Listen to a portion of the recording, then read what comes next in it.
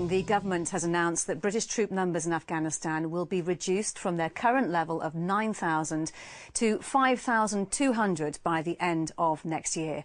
It means a massive drawdown in forces before the combat mission in Afghanistan is due to finish at the end of 2014.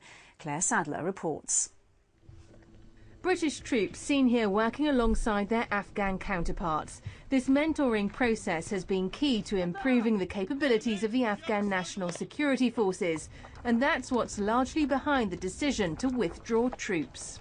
Because of the success of our forces and the Afghan National Security Forces, and the fact that we're moving from mentoring at a battalion level to mentoring at a brigade level by the end of 2013, we'll be able to see troops come home in two relatively even steps, 2013-2014.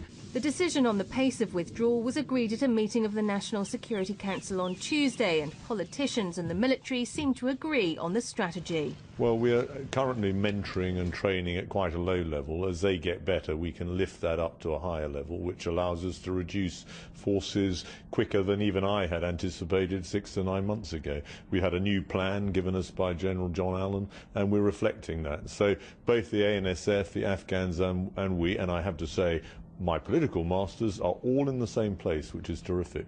All NATO operations are due to finish by the end of 2014, with responsibility being transferred to Afghan forces. During his quarterly update on the situation in Afghanistan, the Defence Secretary said a small number of British troops would remain in the country beyond that. NATO itself has agreed the establishment of a new non-combat mission after transition completes. The UK will support this, including through our role as the lead coalition partner at the new Afghan National Army Officer Academy. That is our baseline commitment. But that has raised questions about the safety of those left behind. We're all concerned about the continuing risk to UK personnel who will remain. And so could he say if any force protection capabilities are to be drawn down as a consequence of today's announcement? Our force is an integrated force. The 5,200 number has been arrived at by a bottom-up process of military logic and military planning, looking at the shape of the force and the scale of the force that will be required to deliver the tasks that we expect to be delivering by the end of 2013. And while the Prime Minister and the Defence Secretary painted a positive picture of progress in Afghanistan, Philip Hammond did acknowledge huge challenges do lie ahead for the Afghan people. Claire Sadler, Forces News. Defence Secretary joins us now live from Westminster. Philip Hammond, thank you for your time this evening. How have you come to this figure of 3,800? Because it is a significant reduction, isn't it?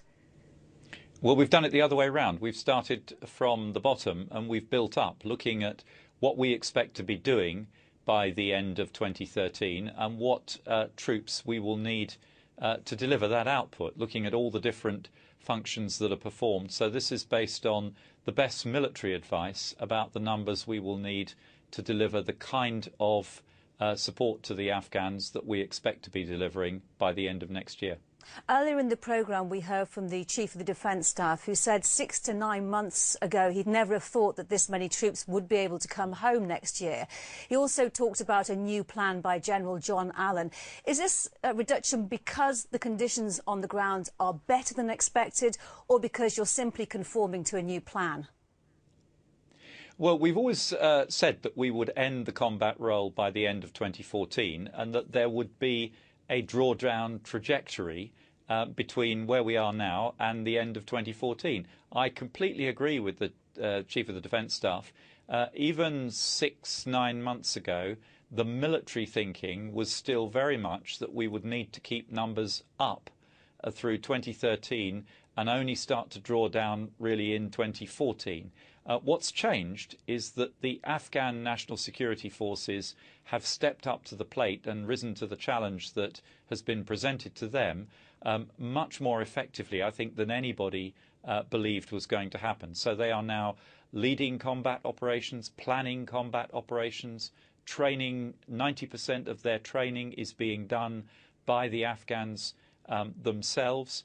75% of the population lives in areas in which the Afghans now have lead responsibility for security. The process of Afghanisation, transition, is taking place more rapidly and more effectively than I think most people dared hope would be possible. And that's what's allowed us to reset our expectations about what we'll be doing by the end of next year, moving our mentoring and assistance up from battalion level to brigade level, and that in turn allows us to reduce the anticipated number of troops we'll need to do that. Given that, are you confident that the Afghan forces are good enough to keep the gains that have been made and that British troops will not be exposed by such a significant reduction? Yes, the military, of course, have looked very carefully at the force protection issues around this. We are confident that as we draw down the number of bases that we occupy, reduce our footprint, and move up the command chain, mentoring first at battalion and then at brigade level, the smaller numbers that we have will nonetheless be able to provide good levels of force protection with the smaller footprint that we will actually occupy. We've withdrawn since April from something like 50 British occupied bases in Helmand. So we're shrinking our footprint quite significantly, reducing our exposure to risk, and we're confident that we'll be able to continue doing that through this process. All right, Philip Hammond, Defence Secretary, thanks for your time this evening. Thank you.